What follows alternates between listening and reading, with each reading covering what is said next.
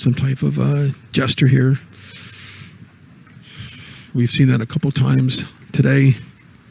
The fist in the air, kind of the resist movement. And I've often said,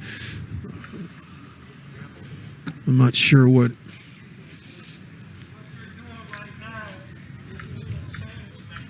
Let me go up there and let's dip in and listen to audio real quick.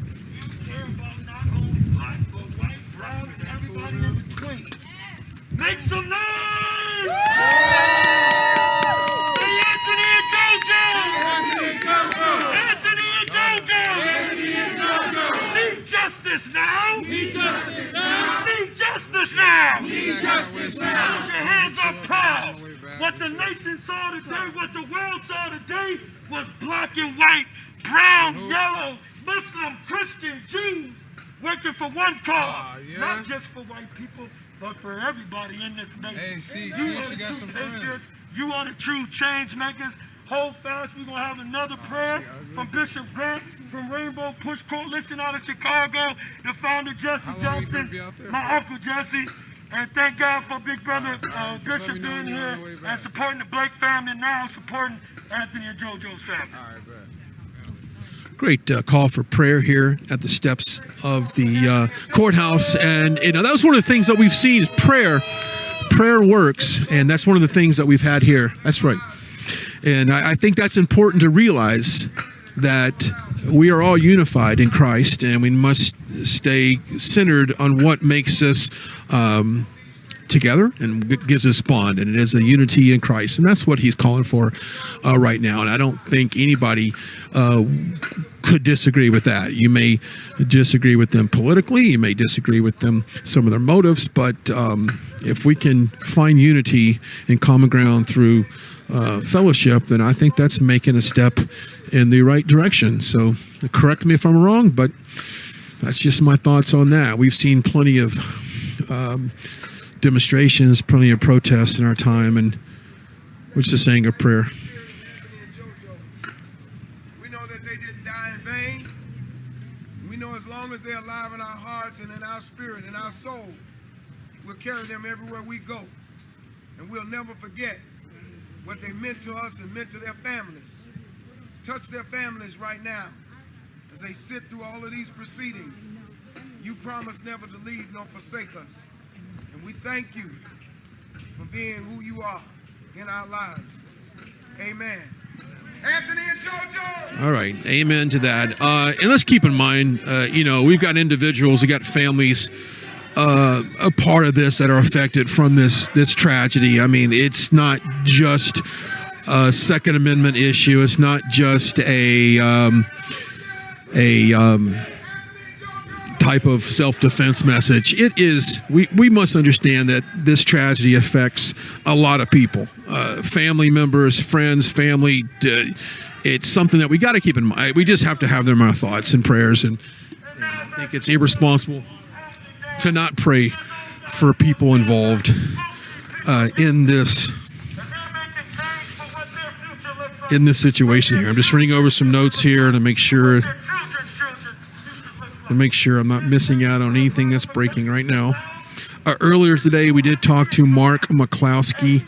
He spoke with me on the courthouse steps. I encourage you to go to our Twitter account, go to our Rumble account to be able to watch those comments. I was able to also engage in a pretty, I think, interesting conversation with a protester here with Mark McCloskey, who's running for state senate. So I encourage you to go back and look at that interview. He says, quote, when the mob attacks and the government won't protect you from the mob, people have to protect themselves. And of course, that's really supporting your Second Amendment right. And that's one of the reasons why he got into politics.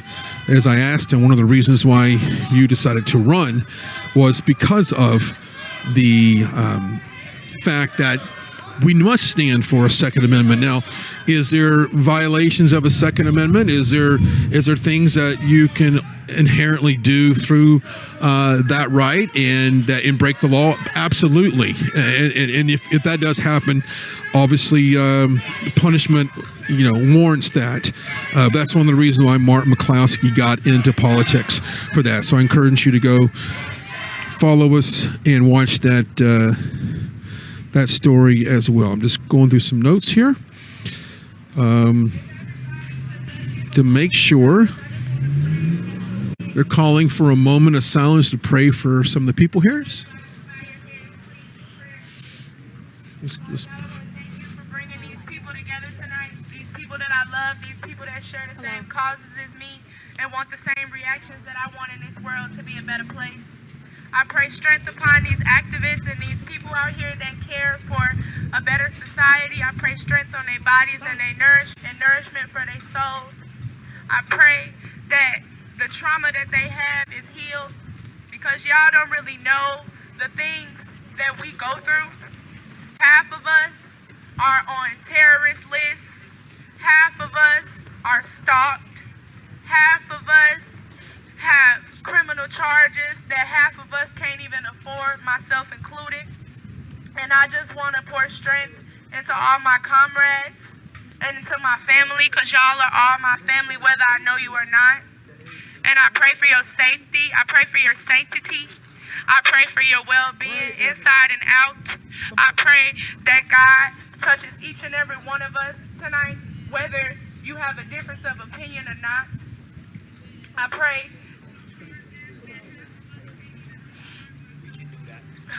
we're gonna pray for those who don't know better for themselves. We're gonna pray for those who do know better. We're gonna pray for those who are weak and cannot be out here to support the causes that they want to support, whether they're on my side or not.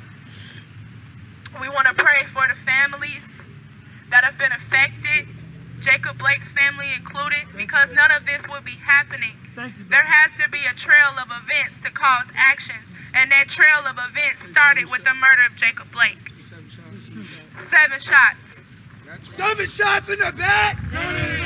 7 shots in the back. That ain't right. 7 shots in the back. That ain't right.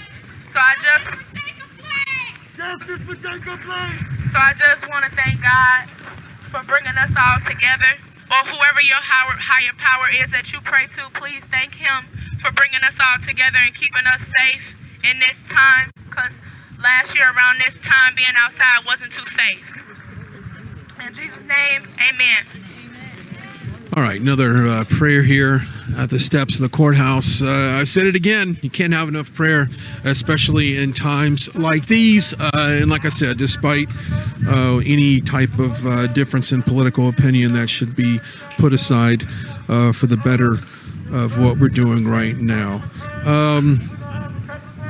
Just checking some different tweets to make sure that I'm keeping up to speed. It's 5:07 here local time in Kenosha, Wisconsin. We were anticipating some type of we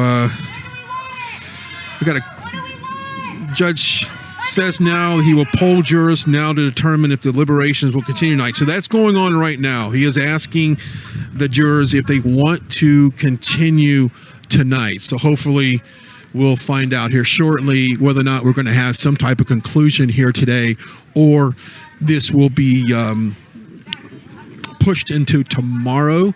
And if that's the case, we will be live here outside the courthouse when that continues tomorrow. So we've been out here pretty much all day.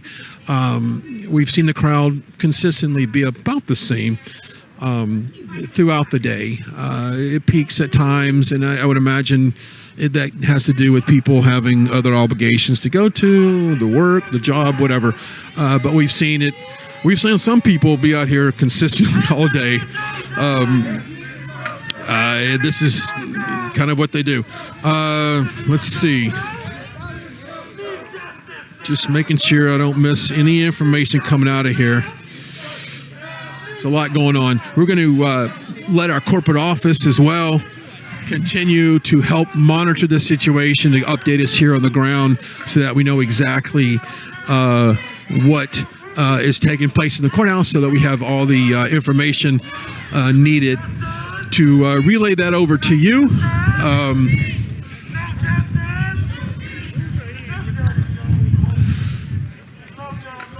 Noticed now that it's past 5 o'clock, I notice a lot of traffic now in the local area. A lot of people getting off work, driving through here. I'll still say it. I can't believe the streets open in front of the courthouse, as it's busy. You've got a lot of people crossing the roads here. All right, let's see. Also, I want to let everybody know that we'll be live after this at 7 o'clock for the Lindell exclusive interview with President Trump at 7 o'clock. So starting at 7 o'clock, we're going to be live for the Lindell interview. That's exclusively on Rumble now. Let's be real clear. If you want to watch that interview that Lindell had with President Trump, that's going to be available at 7 o'clock Eastern Time, 6 Central, on Rumble. So stay tuned for that. But hey, after this broadcast, feel free to jump on and buy some pillows, right? Hey, buy some flannel sheets. If I lived up north, I can tell you one thing: I'd have flannel sheets in my bed for sure, and those nice, comfortable slippers. So go put some of those on as well. So don't miss that. I saw snippets, some teasers of that interview earlier that Mike Lindell did with President Trump from Mar-a-Lago. Good stuff there. So definitely tune in for that at 7 p.m. Eastern, exclusively on Rumble. Checking some of the other headlines making news today. I know we've had, when you look at the economy, a lot of people have been speculating about not only this hyperinflation catching up to us. You've got the dollar devaluating on that. The cost of goods going up. No matter where you're watching us right now, you're paying substantially more for fuel, for gas, for heating your homes, especially as we go into winter. Groceries.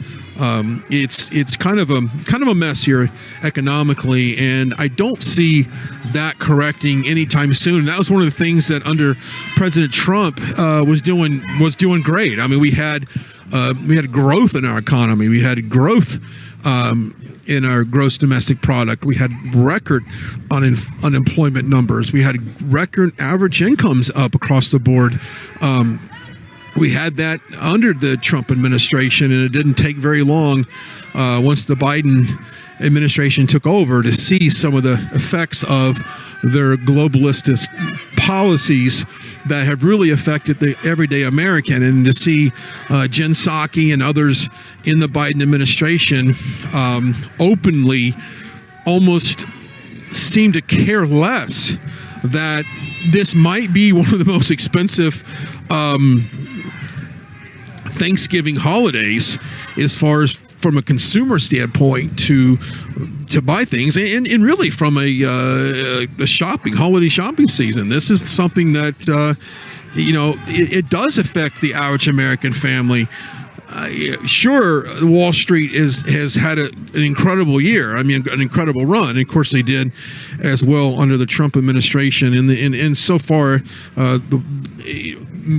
Wall Street has been well, but if you look at Main Street, they're struggling. People are struggling to make ends meet. People are struggling to put food on the table, and that's one of the things that I think we need to be mindful of as we move forward, as far as saving and making sure that we are mindful of the fiscal policies that are continually to be pushed out by this administration, whether it deals with taxes, whether it deals with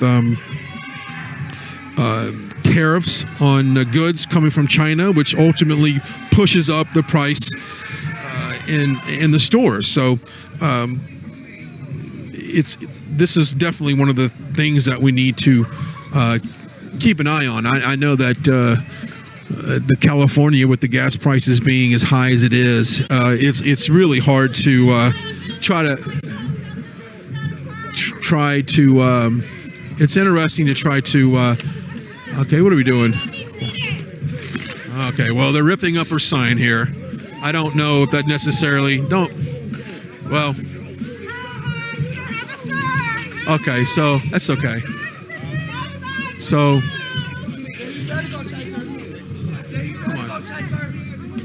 So the protesters here have ripped up her sign.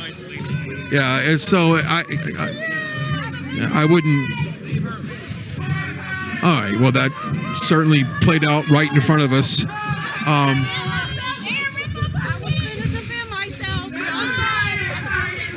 All right, so you know what? She's been out here all day, and she's been one of the most peaceful. I'm just dropping in on this to see what they're saying.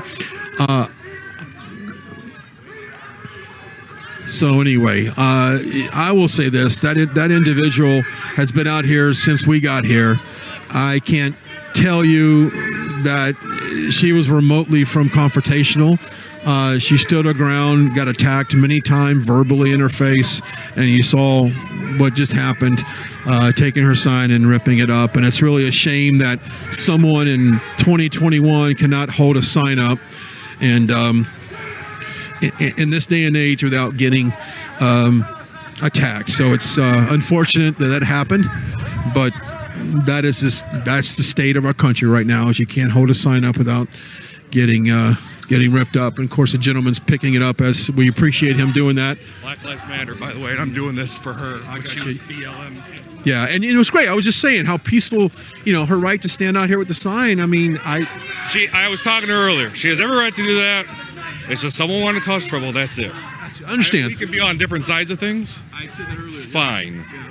And I came up there to make sure she was okay. So that's fine. And you shouldn't have to deal with that. I agree. And I said this earlier. You were very genuine and very pleasant the entire time we've been here. And it's unfortunate that happened to her. But that's. I mean, guys, that's the political state we have right now. Let me see if I can get up front. There's some people. Nothing pretty anymore. Yeah. Yeah. It's okay. Let's see if I can get up here.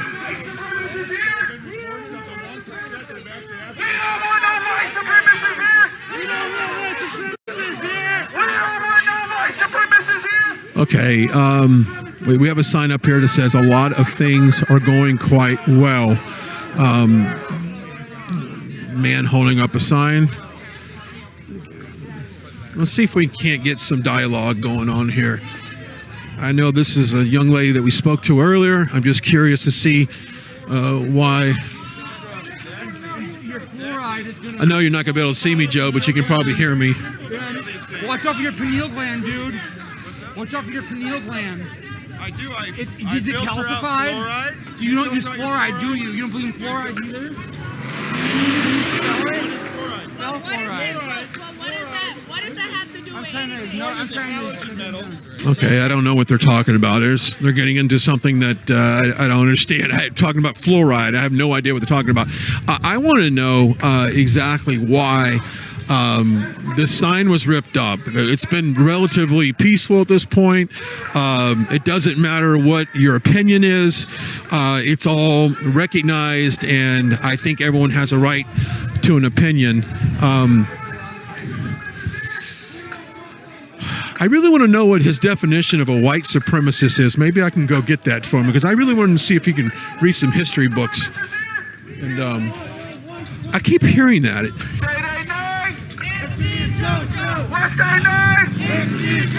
Okay. They're doing the whole chant with Anthony and JoJo. It seems like some of these people, they get their information from a headline somewhere without all of the facts of something, and it's very disruptive. And I think that's one of the misinformations, one of the things that this country is really struggling with is a lot of the misinformation that leads people in the wrong direction with their messaging. It's interesting that holding up a sign is considered a triggered event, right? If you've got a sign that doesn't have the messaging that you agree with, then someone just wants to take it and rip it up. That's where we're at. All right, it's 5:19 here in Kenosha. I know the judge was planning on basically making a determination if the jurors would continue to deliberate tonight or if they would take a break until tomorrow. We'll see if that see what the results.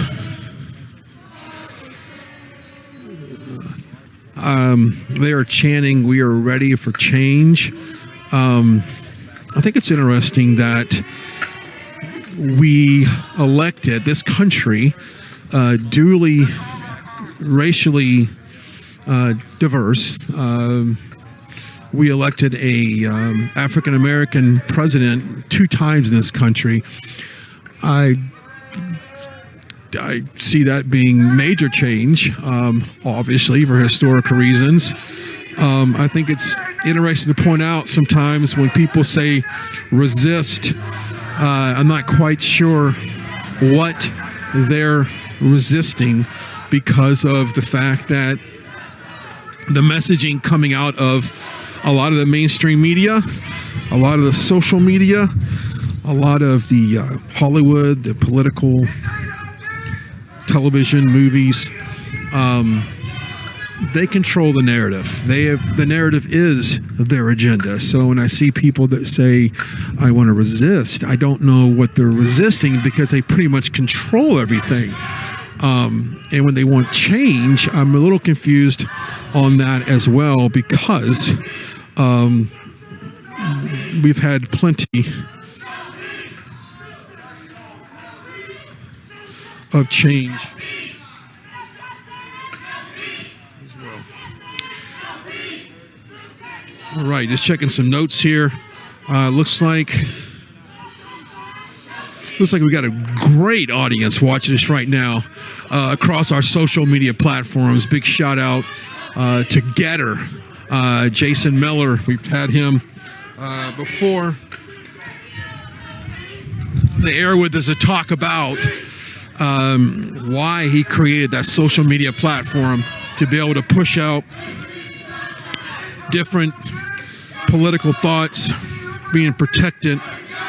We want to give a shout out for Getter for what the success they've had, Jason Miller and his team putting a great platform together that allows conservatives to speak their line without being shadow banned. I know that we've experienced that across the network. I've experienced that across the network. Many of you as well as being a part of that whole cancel culture. And that is something that is very difficult to push out information when your account is constantly being suppressed and they don't get that message out. That's why it's important that you download our app. So I want to encourage everybody to still go to your Apple, your Android store, download our app, have it on your phone. You can take us anywhere you can go. That's one way to stay informed. Plus Rumble. Rumble's great. Rumble's a great platform as well. So subscribe to Rumble. But shout out to Getter tonight for pushing this stream out and promoting what we're doing here on the steps. Because if I was to look around, I don't see, other than obviously the mainstream media being out here, I don't see a lot of other conservative independent journalists. I see a lot of, I guess, independent people out here covering this. But what you would see as far as some of the most popular conservative news outlets, we're here. And we're the only ones. I'm very surprised by that, being the gravity of this case and just how big and how many eyeballs are on it right now. I'm really surprised that we are the only ones. And so, hey, that leaves me, if you want to donate, if you want to contribute to our company, you can do that. We're partially viewer supported.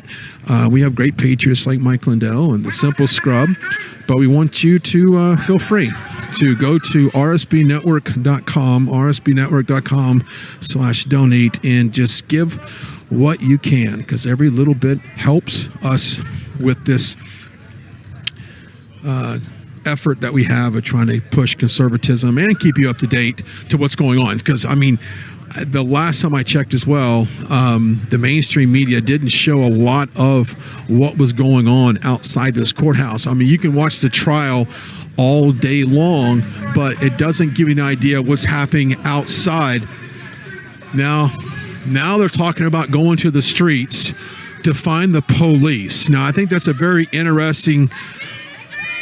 They want to get in the streets, so they're saying, let's get in the streets. Now, this is where it gets interesting, because are they going to block the street? Let's see if they're going to block the street and see what happens.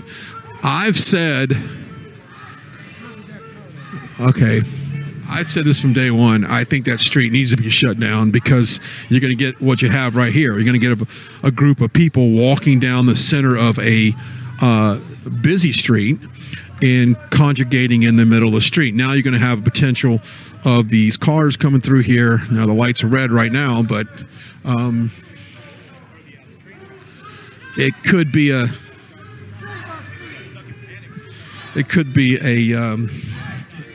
I don't know. It could be an interesting situation. This is what I did not want to happen here. Is this street being open for this type of activity with cars on it? But hey, I'm not in charge of that. Anyway, so I'd say a good group of people, maybe 25 people, walking just to the corner here. How far they're going to go, I don't know.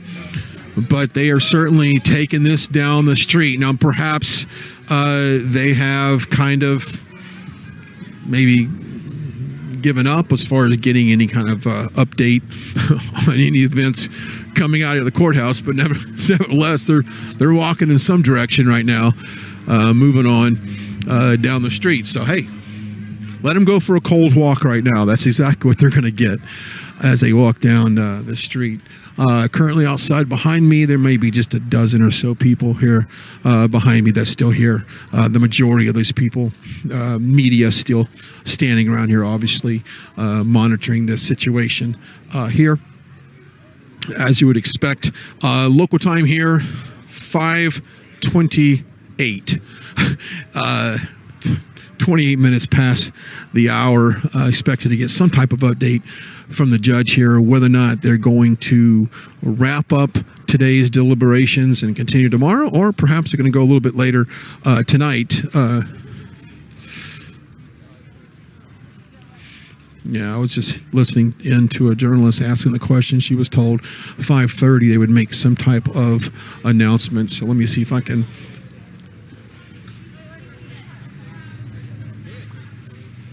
So we'll see. I'm trying to get a little bit more information.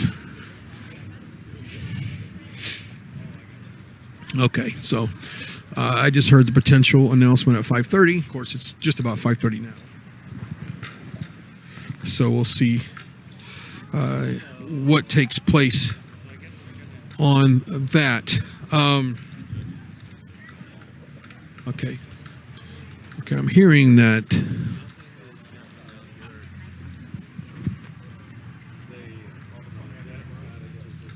So we're hearing that they're going to go up until about 6 o'clock, and then at that point the judge would make a determination whether or not to go any further. So we got another half hour to wait on that decision. Of course, they've been going since 9 a.m. this morning on this, and these long days are absolutely brutal to to the courtroom. And I can imagine, like, that's a lot of information to process. I mean, folks, this is a murder trial, if you will. A lot of information, a lot of emotions. We've had some very interesting testimony. We've had the prosecution pick up an AR-15 and aim it towards the jury, and an act of almost showing intimidation of what it might look like. The prosecution being many times criticized for some of their tactics and some of the language that's been used in the trial. And early on, the prosecution was really criticized to the point where it looked like the case was lost, and that they did not do an adequate job of showing intent to kill and basically a misuse and reckless use of a firearm. And a lot of mainstream, I mean, on both sides of the political aisle, were very open about that. It wasn't until final arguments yesterday that I saw any type of positive feedback in terms of the prosecution's approach and what they decided.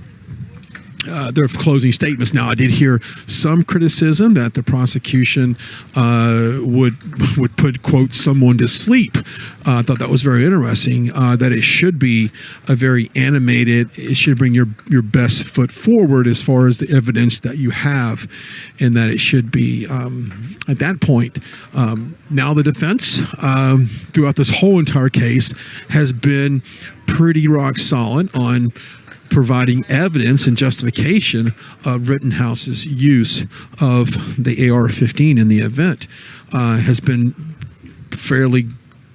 done a fairly good job of discrediting some of the evidence brought forward, of saying, proving a few uses of some technology. As far as video supported evidence, have called them out on that. So it's been back and forth. It's been a very interesting trial to follow, and it's going to be interesting to see. And I don't know if you want to read into it that the deliberations have been this far, have gone on this far. I don't know if we can necessarily take away anything from that.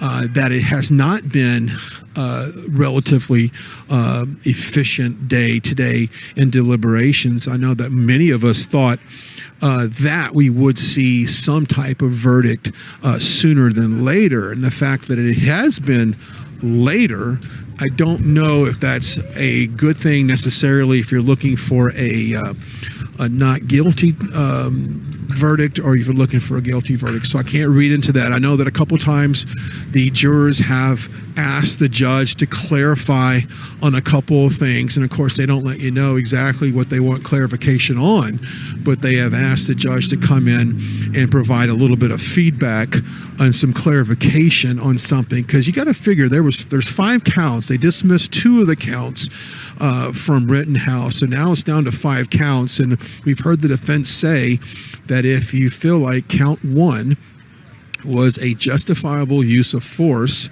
to defend yourself, then the rest of them are dismissed at that point, because it's irrelevant that if deadly force was justified, if you felt like his life was in danger, then the rest of them simply annulled and void. And so the fact that it hasn't been concluded as quickly as we thought it would be, maybe that's still up for discussion, and obviously it is, or we'd have a verdict right now. But this is certainly a huge case. I know a lot of communities around the country right now are trying to, a lot of communities that have felt the effects of the riots and the protests back in 2020, the summer of 2020, during that presidential election. That was one of the things that was one of the most heated topics. If you recall, we had a presidential election going on, a campaign going on.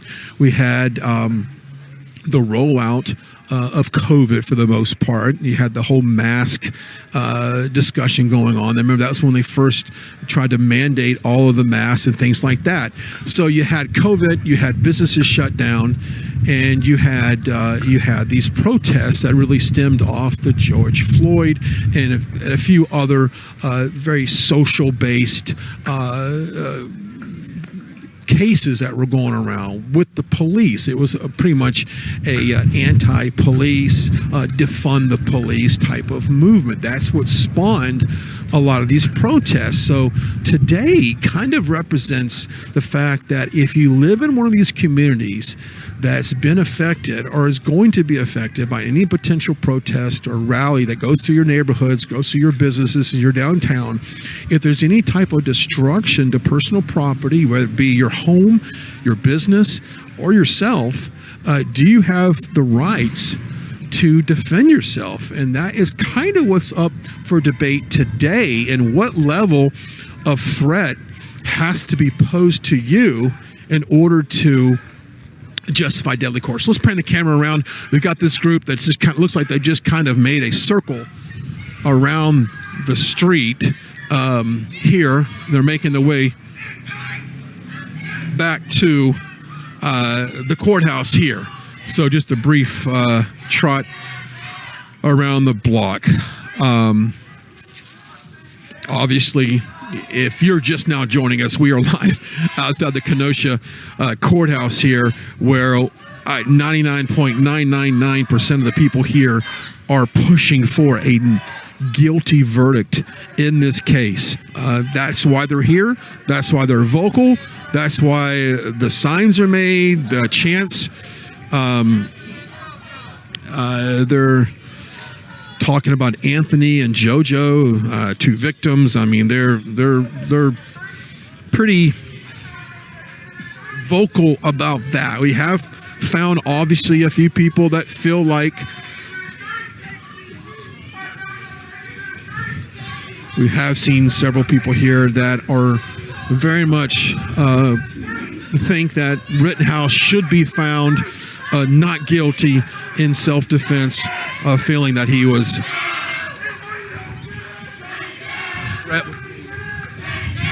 to his life. So that's the situation here.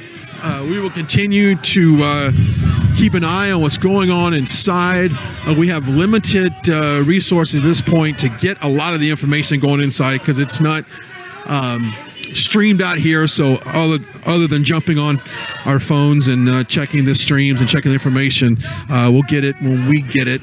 We'll send it over to you, obviously, on that. But we're glad you're joining us. If you're looking ahead for programming, if you're involved in the pro-life movement, there is a wonderful event going on December 1st at the steps of the Supreme Court. Priest for Life, Father Frank Pavone, will be there alongside with this, as the Dobbs case that's come out of the state of Mississippi will be up for discussion. And of course, that pushes to a greater discussion of Roe versus Wade. So if you're if you're involved and that's something you pray about as far as a pro-life movement, then I encourage you to follow us on December 1st, live from Washington, D.C. at the steps of the Supreme Court. We'll be live there as well. You can always go to our app and our website, rsbnetwork.com, for a complete update on where we intend to go next, as we kind of expand a little bit beyond the political spectrum, more into the judicial and policy making. Of course, we are a big fan of America First candidates, and anybody that is endorsed by President Trump is someone we want to promote, and that's one of the reasons why we got behind Carrie Lake, and we've promoted some of the events she's had in the great state of Arizona. And of course, Arizona has got so much going on in that state in terms of election integrity. We've seen the the audit situation there. We've seen the push for a full forensic audit in Arizona, and Arizona became ground zero for the election in 2020, and that was one of the states that had so much called on there as far as being, any kind of voter discrepancy going on in the state of Arizona. So that's the reason why we do that as well. And of course, we were out there for the Virginia gubernatorial race there in Virginia with Glenn Youngkin. We were there for election night with Terry McAuliffe. Very heated race we had there as well. That wasn't called until late into the night, maybe around 1 o'clock, if I'm not mistaken. It was a very long day for us as well. Tomorrow, I just saw that we're going to be, regardless of the outcome tonight, we'll be out back here live tomorrow covering all of this. So, that's one of the things that we pride ourselves in. We want to make sure that we get all this information to you exclusively. And of course, we are one of the few conservative outlets that are out here right now covering this for you. And the mainstream media, yes, they're here, they're inside doing the trial, but a lot of people say, well, what's going on outside? What's going on the streets? And so we're happy to be out here providing this information for you. Getting back to America First candidates, I know Matt Gaetz and Marjorie Taylor Greene, two really well-known America First candidates that have been out there pushing for not only election integrity, but pushing for America First, pushing that that we start to once again focus on Americans and what's important to us. And we saw exactly what happens when we get away from those America First policies, is that we open the door for more of a globalistic approach to things. And of course, if you look at our southern border and the immigrants coming up, and let me be really transparent here. I don't know a single conservative, a single Trump supporter, if you will, that is against immigration. We are all for legalized immigration. It's what made this country the greatest country on earth. I said, but what I think that we all can agree upon is illegal immigration, and the way it's been going on right now is not healthy for a country. Not having a border is not defined as your country. If we're going to be a very sovereign nation, we have to establish our borders and enforce our immigration policies. And that's one of the things that the Biden administration has not done. And that's why we've had, I want to say, 1.4 million illegal immigrants enter this country that we know of. There's a lot of, quote, gotaways that are in our society that we don't know about.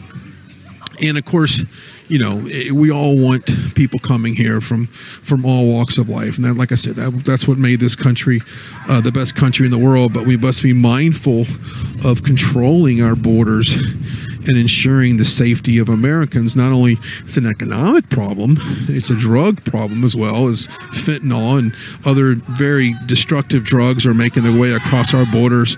And who's getting rich in all of this is the drug cartels, the human trafficking that happens at our border as these people have migrated through many parts of the world. They've been, once they get to Mexico, let it be known that the only pathway to this country is by a drug cartel. I mean, they control the flow of immigrants coming into our country. So they're the ones that are getting rich in all of this. And so it is, obviously that fuels drugs. I mean, drugs is one source of revenue, and of course you got human trafficking as the other. So you got the southern border wide open.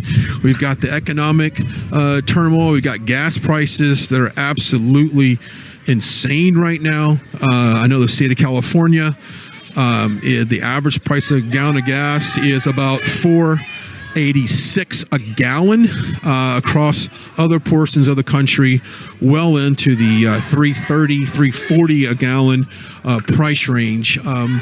That is pushing the cost of goods. And as you guys have seen, beef prices, chicken, poultry, vegetables, fruits and vegetables, grains, all those things are much higher because obviously those truckers are going to pass the increased fuel cost on to the consumer. Now, if you want to look at hyperinflation going on, we're not necessarily seeing the wages increased. The average salary, the average pay for the average American is not going up.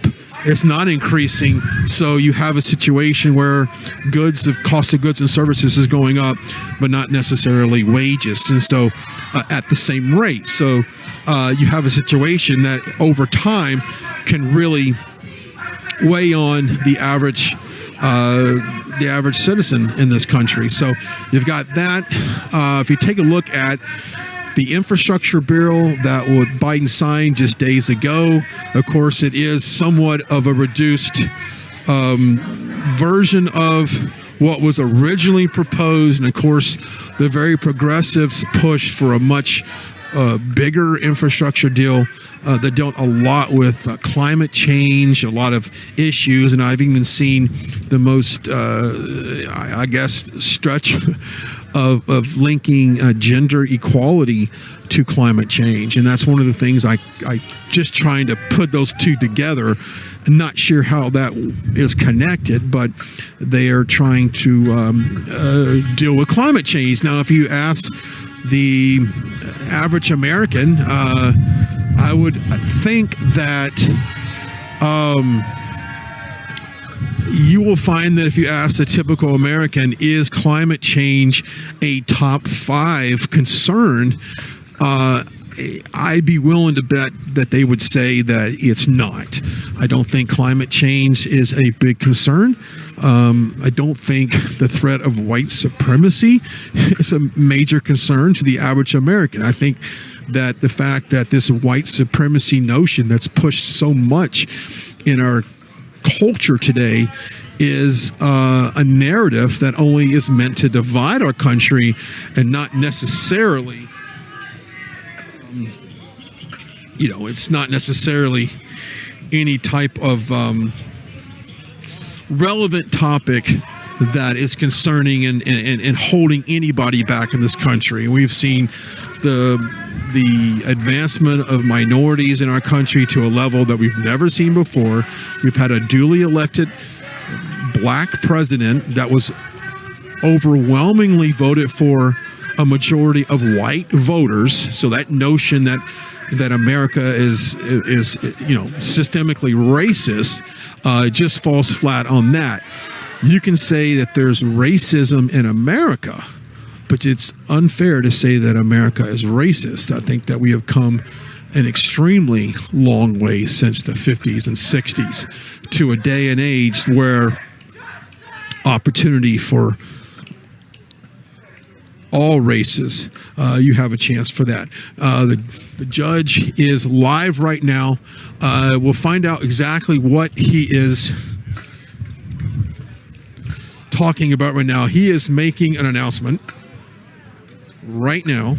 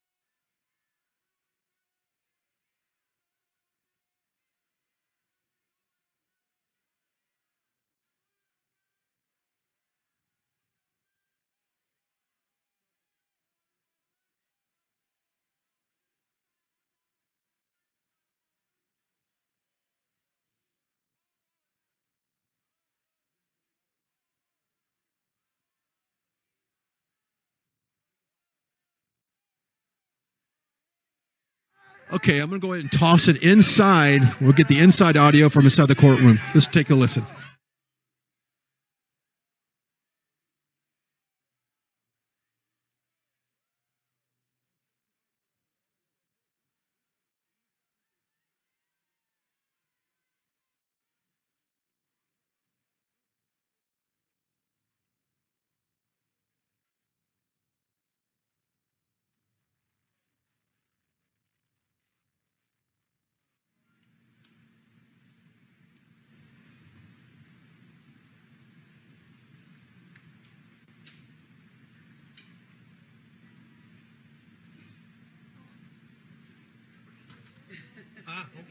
Okay.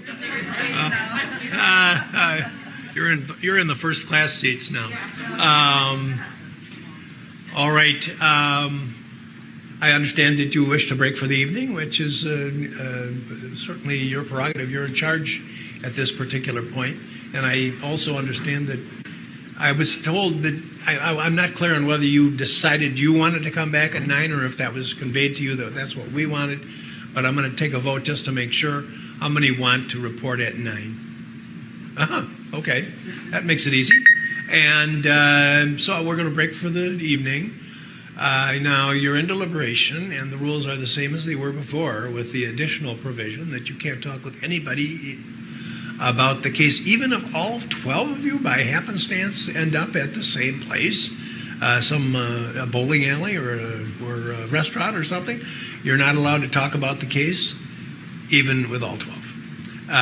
And when you get here in the morning, if you come a little early or somebody's late, and there are 11 of you or 10 of you or whatever, you can't talk about the case. The only way you can talk about the case, any aspect of the case, is when all 12 of you are together in the jury room.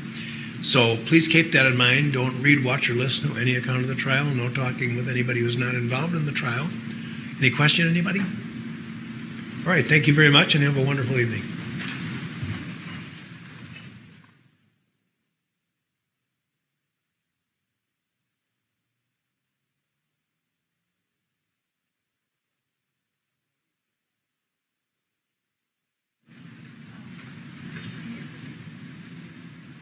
All right, we just got the announcement that the judge has dismissed for the rest of the evening. Of course, that started at 9 a.m. here, local time. Now, the judge has announced it to be back here tomorrow at 9 a.m. At that point, maybe the jurors are still deliberating, or maybe shortly after that they could have an announcement and a verdict at hand. So we appreciate you guys watching us today.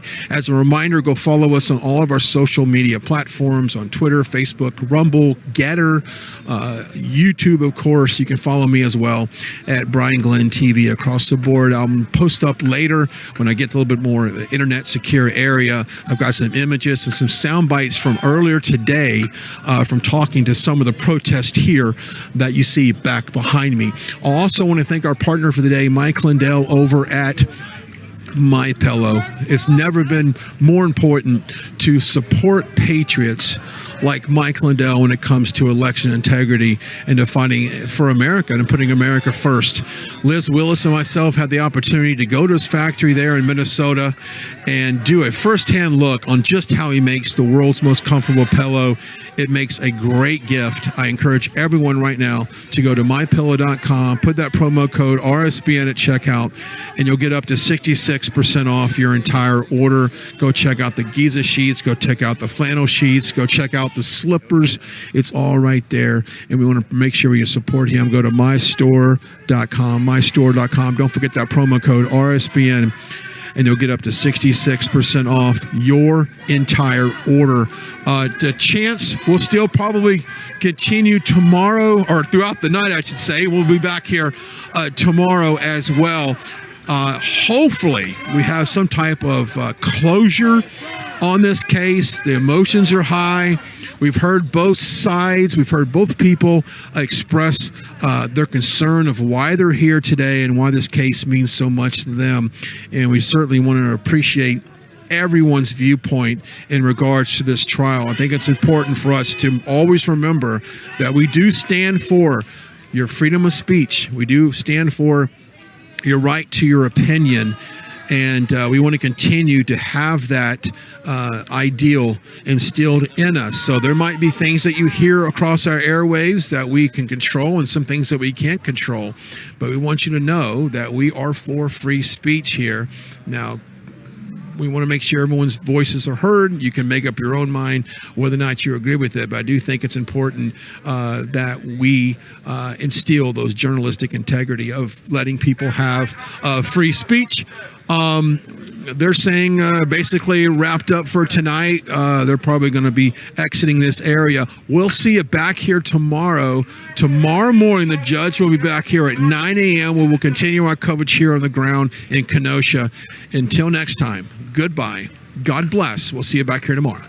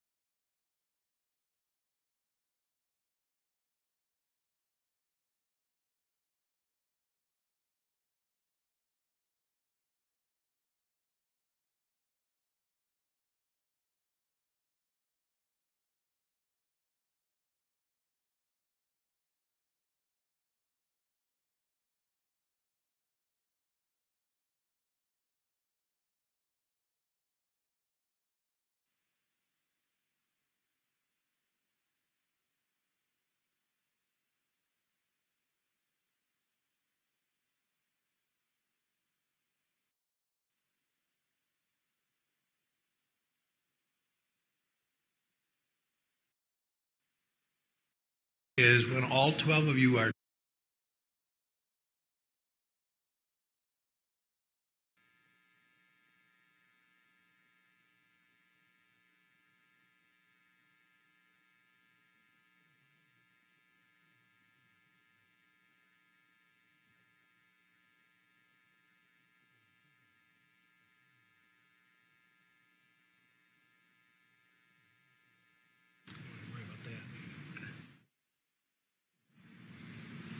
just in case.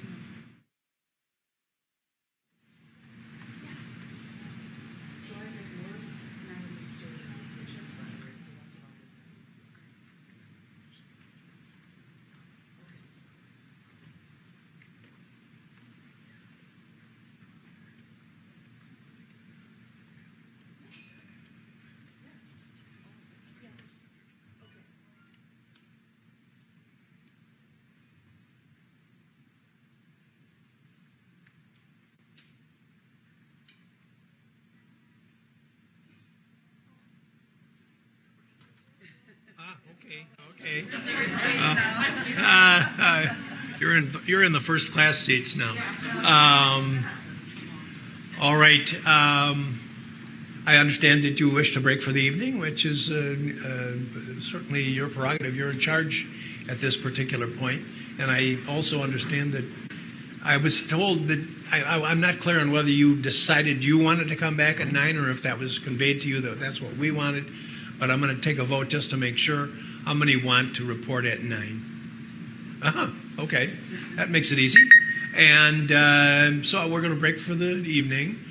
Now, you're in deliberation, and the rules are the same as they were before, with the additional provision that you can't talk with anybody about the case, even if all 12 of you, by happenstance, end up at the same place, a bowling alley or a restaurant or something. You're not allowed to talk about the case, even with all 12. And when you get here in the morning, if you come a little early or somebody's late, and there are 11 of you or 10 of you or whatever, you can't talk about the case. The only way you can talk about the case, any aspect of the case, is when all 12 of you are together in the jury room. So please keep that in mind. Don't read, watch, or listen to any account of the trial. No talking with anybody who's not involved in the trial. Any question, anybody? All right, thank you very much, and have a wonderful evening.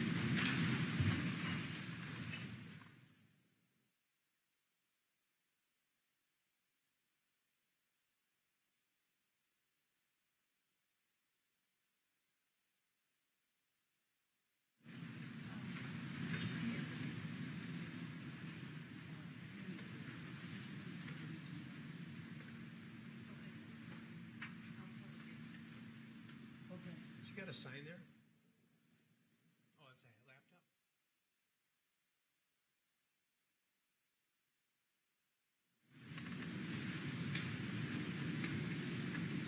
laptop? No. Come on up. I can't see it. I'm sure it's so fine, but let's just make sure. A little closer. You're all right. I'm here. Have no fear. It's just my news guild, the newspaper I work for. Okay, thanks. Make sure it doesn't come back. No, it's all right. I just want to make sure there are rules about it, and you seem to be in compliance, so don't worry about it. Okay, you have no reason to apologize. People who have to apologize, people who broke the rules. Okay. And now I will be talking now with the alternates. They're on their way up, I assume? Yeah. Down wherever they're coming from. We got a caller. So if caller and tell her, yeah.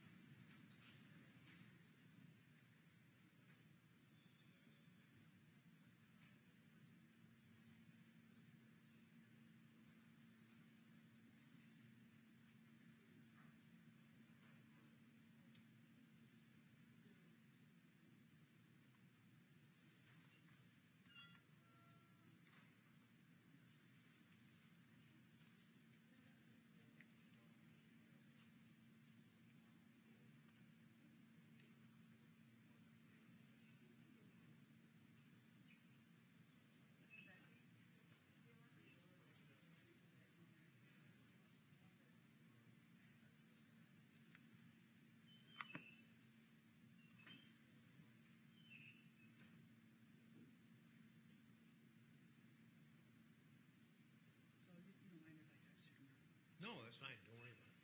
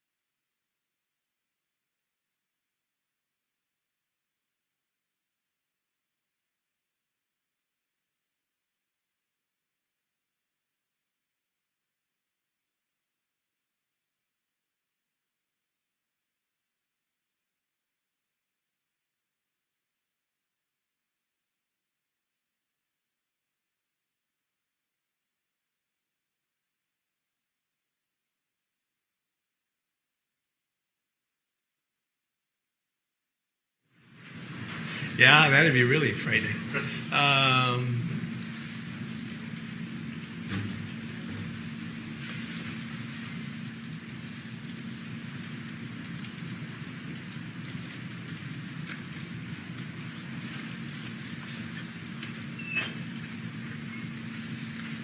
All right, good evening, folks, and thank you for your patience and your participation. And you're still at work and will be tomorrow. We're retiring for the evening, and we'll return at 9 tomorrow morning. And even though, you're under a continuing obligation not to talk with anyone about the case, not a fellow juror, not even all of the fellow jurors, and certainly not with anybody who's, when I say certainly, it kind of downgrades the prior statement. Just don't talk with anybody about the case. Read, watch, or listen to any account of it. We'll we'll start at 9 a.m. Any questions, anybody? Oh, yes, thank you for saying that. You're welcome to bring something. If you want to bring a laptop or some other device. Obviously, nothing that you would use to access anything about the case. You already know that. But if you want to bring a movie or something like that, or whatever device would entertain you, I have stored here probably several thousand Jeopardy questions. Seriously, if you want them, send down and I'll get them to you. All right? Anybody else? Anything? Any questions? I mean?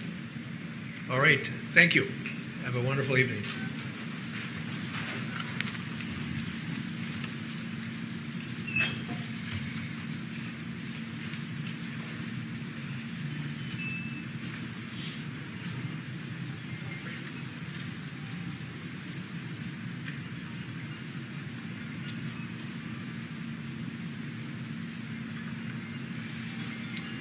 All right, anything else this evening? Okay, thank you. See you all in the morning.